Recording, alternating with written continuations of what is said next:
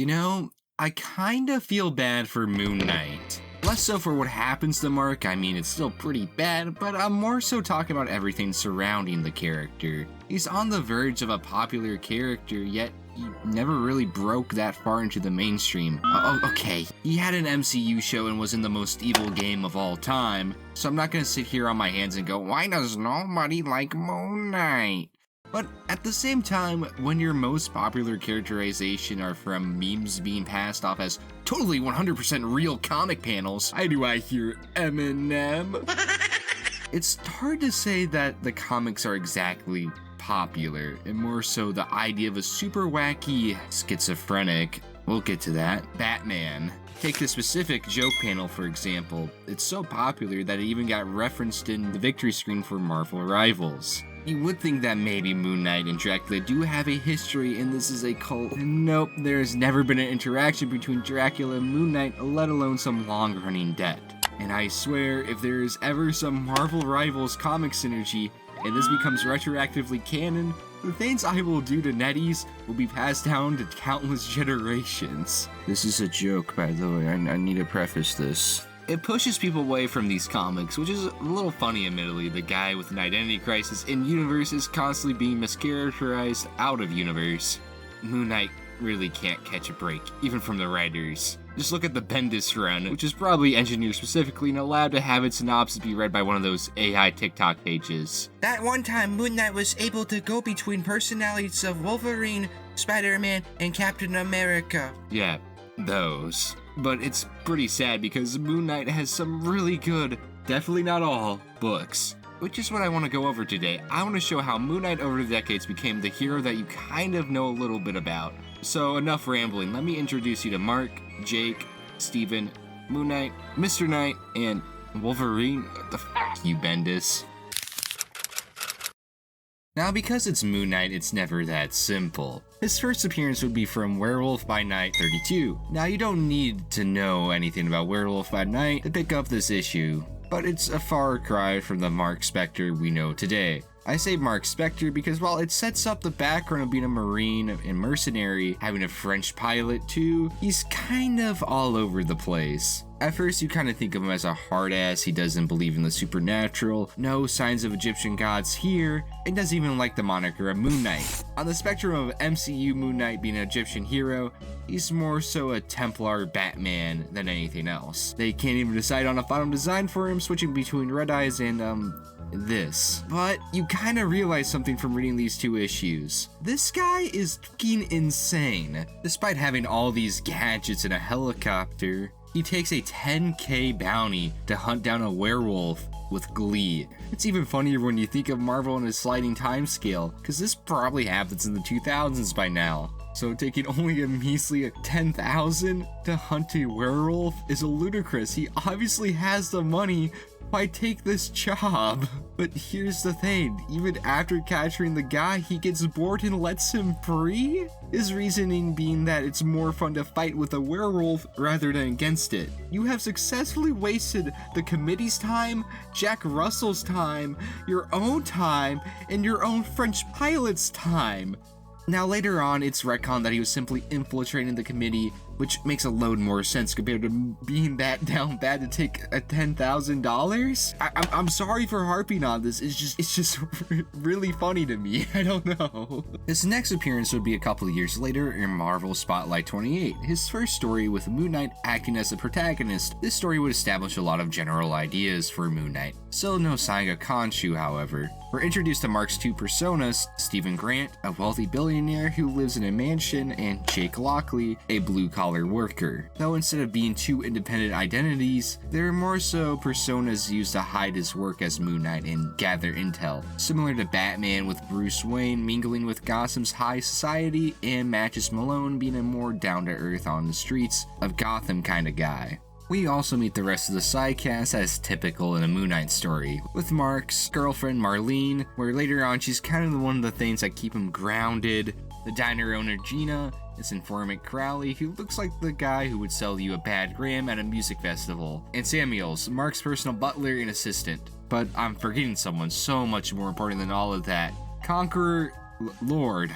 Okay, maybe some of these characters had more of a legacy than others. Now, if this isn't too obvious, Moon Knight at this point was kind of a Batman ripoff. This isn't to say it's a one-to-one copy. With this issue, they began to hone in on the more hokey nature of the character. Freeze, freak, or you're frozen. Well, now big Mark, none of these words were more than 2 syllables. How were any of them big words? You know, maybe these do have some validity the more I read early Moon Knight. But if these 2 issues would set up the basic groundwork for Moon Knight, Monek would continue to solidify the character's mythos in the 80s.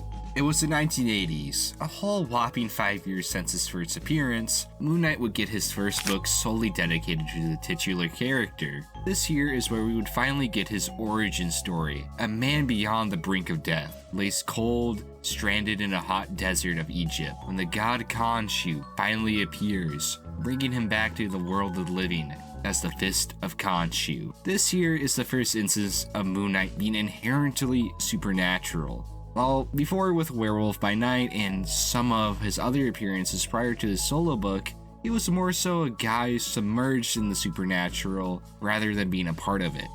But there's also something else that Monek would introduce. Well, kind of. Mental illness. Now, disorders like DID and schizophrenia are very complex issues and require a lot of knowledge and studying to truly understand. So who better to talk about it than a random guy with a YouTube channel? So I'm not going to go too far into the actual disorder itself, but I do want to talk about Moon Knight and his personalities. As for the first time, Monek brought up the idea of Mark not being entirely mentally sound. While they weren't independent of Mark, the lines were a lot more blurred. They would get between his relationships, but herein lies the problem. You have to understand, it's not really that explored because, well, what we know about DID in general comes way after the original Moon Knight run. I mean, the disorder itself wasn't even officially recognized until the 90s. But while this does leave the intent of Monek's into question, I mean, it's just as easy to say that we were looking at this with hindsight and knowledge of how Moon Knight is written in the future, so our brains are seeing connections where they truly aren't.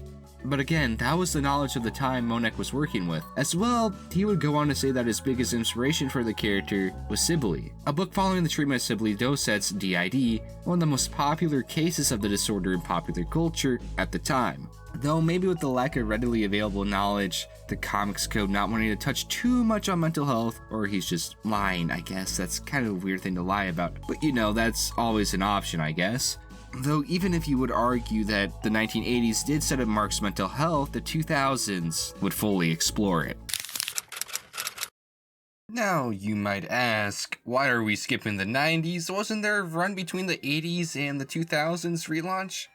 How do I put this? It's not very good. It would strip away a lot of what made Moon Knight, well, Moon Knight. Remember Jake Lockley and Stephen Grant? They're not there anymore. Yep, it's just Mark and Moon Knight. The 90s comic felt that it took a couple steps back, regressing the character from what was developed over the last decade in the 80s to a more bland version of the character. But as I mentioned before, the 80s run briefly touched on Mark's mental health, while in this 2006 run we can see him at his lowest point. After a brutal encounter with the Bushman, where Mark is left crippled, unable to serve his god Khonshu, he goes a little stir crazy. Wanting to go back to the life he so desperately missed, gives the statue of Khonshu an offering. The torn face of the Bushman, Jesus. But here lies what we learn about Mark. His life isn't awful directly because of the god he serves nor his mental health, it's more so his own life choices. Marlene berates him for doing something so crass, trying to appease his god, offering him body parts and moving his statue into the same room they make love together,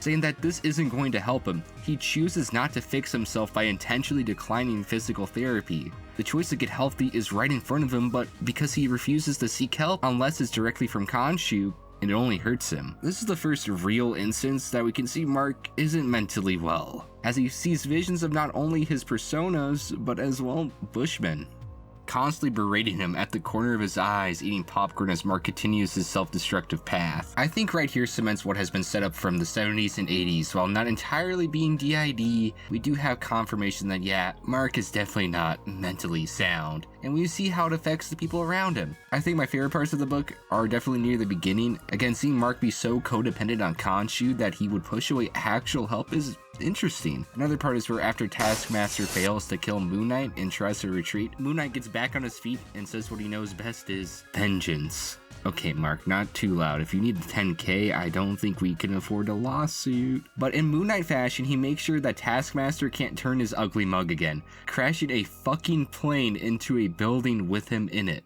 Which, you know, living in New York in 2006, I'm surprised was able to happen again. But yeah, if you like the dark and moody parts of Moon Knight, I really recommend the 2006 run. It does establish a lot of our modern understanding of the character with his relationship with Khonshu and mental illness. Though I do think it kind of tapers off near the end, but still, it's pretty good. But if 2006 would establish and cement the mythos of Moon Knight, the 2010s would refine that.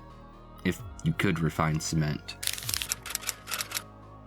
Now, despite some growing pains at the start of the decade, I would say the 2010s will be the peak of the character and fully explore Mark and co. in an amazing character breakdown. Starting with the 2014 run written by Warren L. No.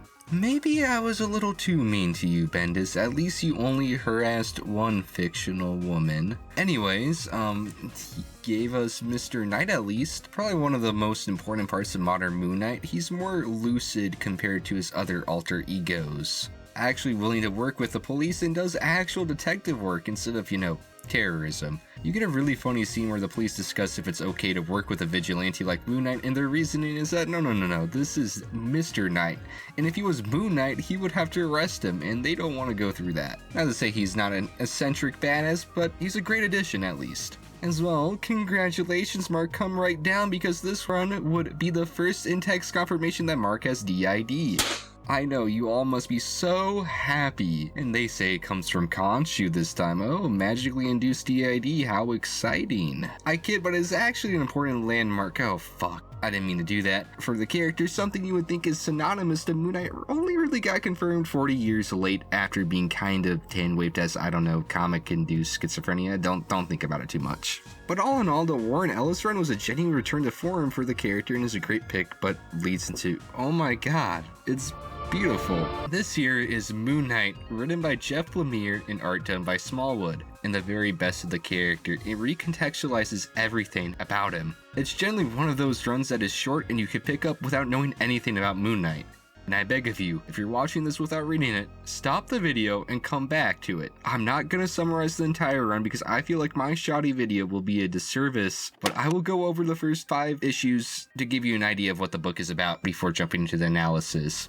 It starts off different from your typical Moon Knight story. It has Mark Spector trapped in a mental asylum in the slums of Manhattan, constantly abused by nurses, gaslit by his therapist telling him that Moon Knight was never and will never be real, despite having faint memories of what he did before being locked up, and is constantly surrounded by familiar faces. This goes on until one night, Mark is greeted by none other than Khonshu. He explains to Mark that he's currently trapped in a false reality, trapped by the god Seth, as he gains power trying to break into the real world, trying to dispose of Mark before he can even realize it, leading to him and his friends to stage a breakout where they escape the asylum. But tragically, one by one, Mark loses his friends, until he's all alone. Trying to find an answer to this twisted world, he goes through doorway after doorway, switching identities as he's being chased until he confronts Seth. We learn that in fact, it was actually Khonshu that had enslaved him and is the one behind all of this. Where in an act of betrayal, Khonshu asks Mark to give up his will and let him take over his body,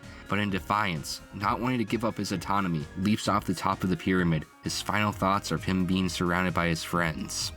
Until he wakes up right by Marlene, taking comfort into knowing that what he just went through was just a bad dream. Or was it? God, again, I cannot express how much I love this run so much. Lemire's storytelling really adds to the mystery of it all, and character writing is fantastic. Smallwood's art really adds to this dreamlike quality of the book that I just can't get enough of. The scratchy line art, watercolor-esque coloring, it's amazing, man. Again, before I talk about this book anymore, please read it and come back to this video. I just cannot say that enough. Please. Okay, so this book raises an important question. Can we really trust what Mark is seeing? I mean, it's a fair question. Moon Knight hasn't really been sound of mind even in the 80s. Though on the flip side, people like Thor and Hercules are walking around in the streets, so Egyptian gods shouldn't be too far out. But there's always been something about them. They've been a lot more distant compared to other mythologies in Marvel, always appearing in vague visions, never giving Mark or nor readers a straight answer.